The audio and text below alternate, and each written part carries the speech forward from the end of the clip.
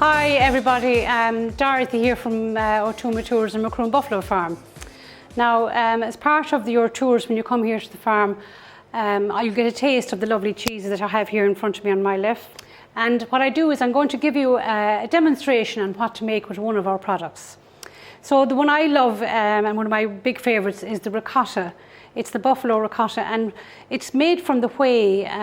It's a byproduct of the mozzarella making, so it's made from the curd, the whey. So it's a lovely light curd cheese. Now it's not hugely low in fat because we do add the buffalo cream to it, but nothing is wasted here. So every bit of the milk is used in making the cheese here. So I often think about when people are asking me for recipes and that sort of thing to help them out. Usually you're caught on the hop with some visitors, you have a few ingredients in the fridge and you don't know what, you're not going to be able to have time to bake it. So I'm just going to show you a simple way to use the buffalo ricotta cheese, some icing sugar, some cream. Now I would often use the Glown Dairies cream, of course, which is even more unctuous and delicious, but Clon cream is lovely too. And we have some lemon. So you'd nearly always have those at home, I'm hoping. And you can get this cheese, of course, in Super Value, and ask for it if they don't have it in there for you. Ask them to get it for you and they'll get it. So what we do is we whip up the 1 carton of cream. It's 180 milliliters, 1 tub of the ricotta cheese, which is 200 grams, half a lemon, and 2 heaped tablespoons of icing sugar. Okay, so I've done that already just for the one I prepared earlier, just for the camera and just for ease for you to show you exactly what we're doing. So I'm going to make a strawberry cheesecake, and I'm going to use a gluten-free base on it. And what I wanted to show you was the cookies, which are made in Daintas Bilangérig in where I'm living, and in the biscuit factory there. And it's the only gluten-free biscuit factory that I know of in Ireland. And they make gorgeous biscuits. Now they're a bit high in sugar, I suppose they're a bit sweeter, but they have a lovely gluten-free texture, or a lovely crumbly texture to them. And the ones I have here is just bought 1 cookie. I think they're 160 or something.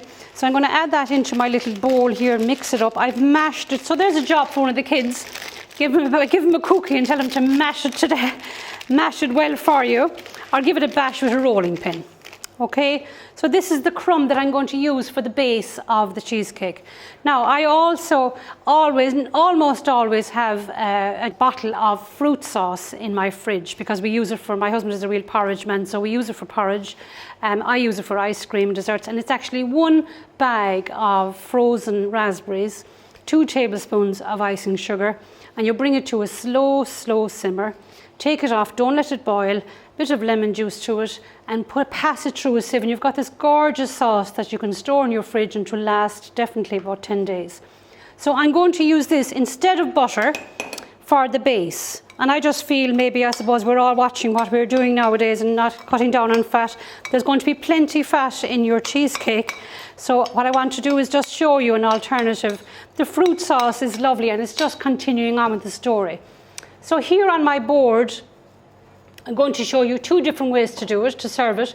1 in a glass and 1 in this lovely ramekin. Now you can use a cookie cutter or anything. You don't have to have one of these rings, these fancy rings, but I have a lot of these things from my previous life as a chef in Clonmel, and I use them. So on the board here, this is kind of a sharing board, dessert I suppose you'd call it. And I have some lovely fruit puree. When I sieved when I passed the raspberries through the sieve, I kept the lovely seeds and the juice and the skin of the raspberries, and I have that just poured, or just daubed, for want of a better word, on the base of the board here. And I've got some stewed kumquats. I rescued some kumquats inside in Dunn's recently, and I boiled them with some syrup. And they're lovely. They're the smallest of the citrus family, and they're just a lovely thing to have in the fridge instead of having marmalade or any kind of sauce like that. So into my mold here, I'm putting the base, the biscuit base. So just the 1 cookie, and you can smash it down, or really pat it down nicely. And I've lined, what I've done as well is I've lined the base of the ring with strawberries. I've cut them just like this. I don't know if you can see this now. Just cut them this way, and I place them into the ring with the cut side facing outwards. Okay, so here's my bag. I've just got, because all of us don't have piping bags when we need them, or a ring or a nozzle or whatever. So this is just a nice tip. It's a plastic Ziploc bag, and you just put in your mix. Now everything is mixed together until it's lovely and thick and creamy, and the lemon juice will thicken your cream for you anyway, and your ricotta cheese. So I'm just going to snip off the top of this. Now you don't have to do this at all, you can spoon it in as well, but I love the old bit of portion control, and I'm going to put some of the sauce in the bottom of this glass. So this is the alternative way to do it. So I'm just going to fill the bottom of this here with my piping bag, my DIY piping bag, and the same with this one. And obviously just fill it now. And I'll just smooth off the top of it. I hope you can see this now, just to get the sides nice and neat. Now with this one here, I'm going to serve a little shortbread biscuit with it. Now that's actually finished. That dessert is finished. And if you want, you can pop a strawberry on the top of the glass there, and that will be your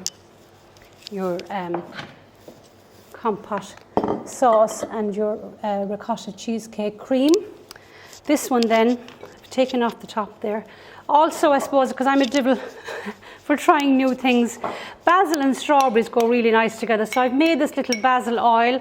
It's just chopped up basil and some really nice olive oil. And just a tiny bit is a lovely flavour with the strawberries, because of course a lot of us know strawberries, or did you know the strawberries and basil go really nicely together. So there's your cheesecake, and you can drizzle over a little bit of the greenery, just because a lot of it is red and you want to tell your story. And I had lots of basil in the tunnel recently, so I made the sauce with it. So I'll just scatter a few strawberries around it.